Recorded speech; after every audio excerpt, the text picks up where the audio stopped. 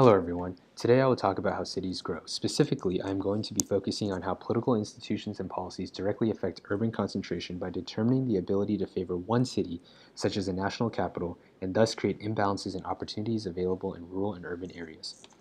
To illustrate this, I've chosen the city of Jakarta, Indonesia as my case study.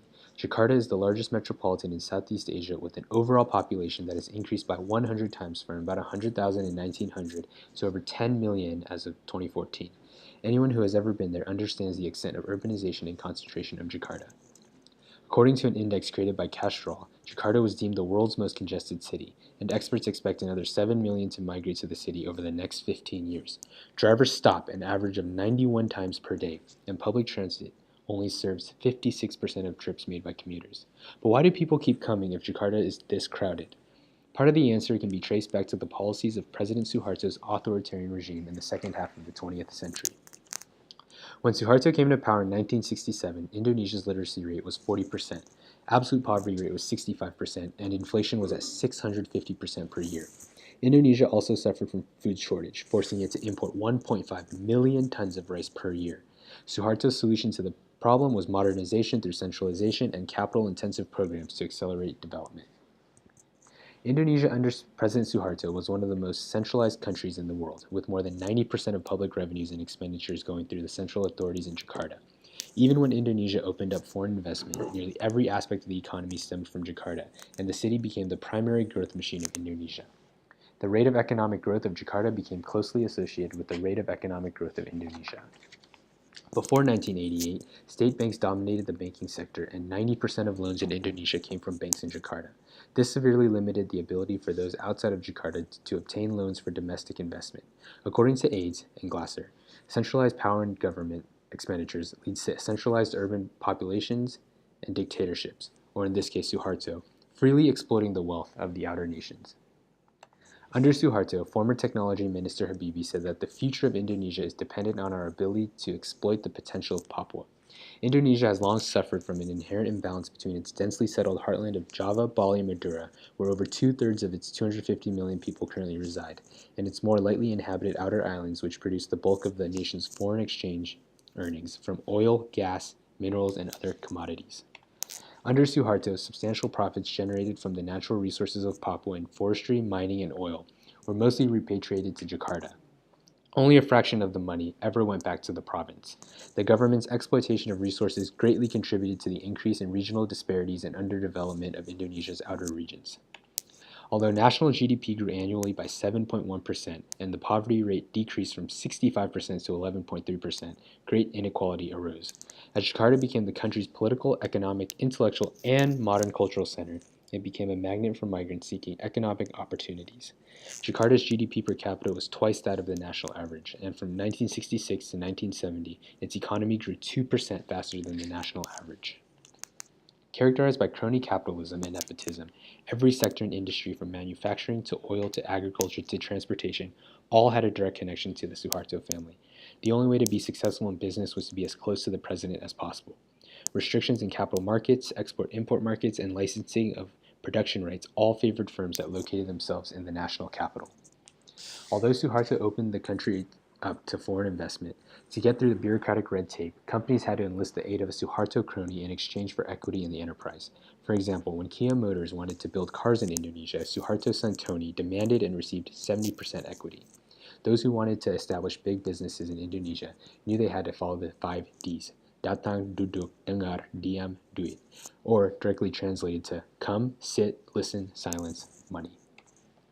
This graph illustrates the inequality between Jakarta and the rest of Java and the outer regions under Suharto. Only 1% of Jakarta's population was considered poor, while other regions had percentages of between 5 to 56. Looking at the poverty incidence rate, Jakarta only had 1%, while every region other than Sulawesi had greater than 10%. Suharto's policies contributed to great inequality between Jakarta and the other regions of Indonesia. Floods of migrants began to come to Jakarta for economic reasons, as Jakarta offered the hope of employment, a push factor being that Suharto's government was ineffective in providing infrastructure and public services to the outer regions. According to a 1995 survey, 59.6% of recent migrants from rural areas had moved to the capital to seek employment, and 35% for family reasons, often related to work prospects.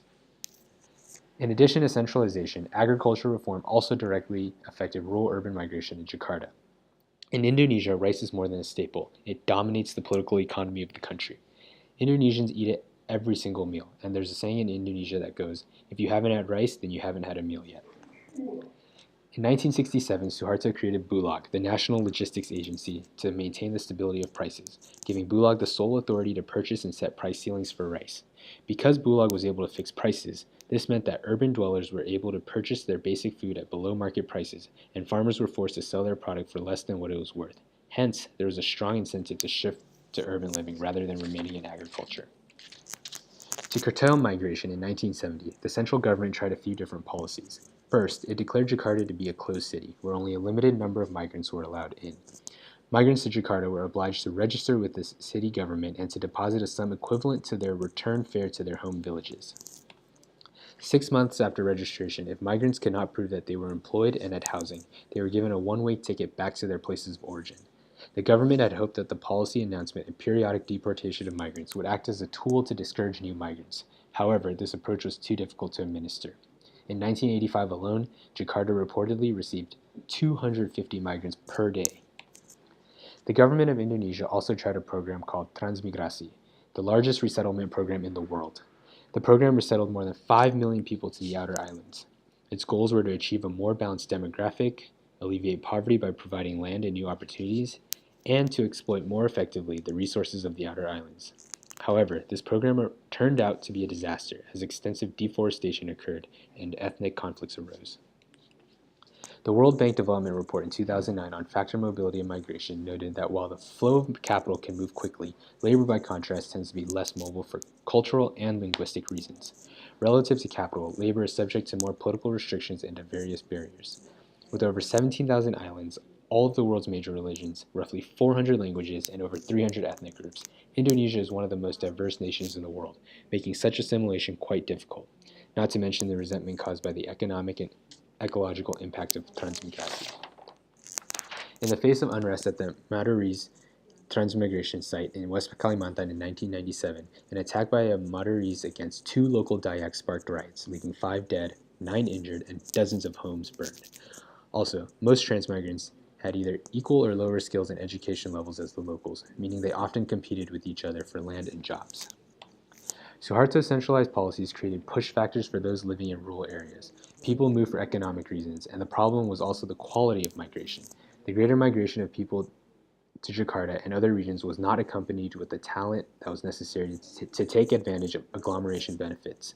As a result, to promote urbanization in the right ways, governments must be conscious in forming policies that contribute to fixing imbalances and opportunities available in rural and urban areas. To start the day's discussion, what are other ways government policies can produce pull factors?